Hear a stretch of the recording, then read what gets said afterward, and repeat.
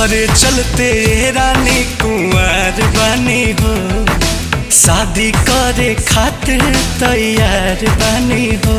ये सुना ये मोरे राजा, डोली ले जा, डोली ले जा, डोली ले जा, डोली ले जा।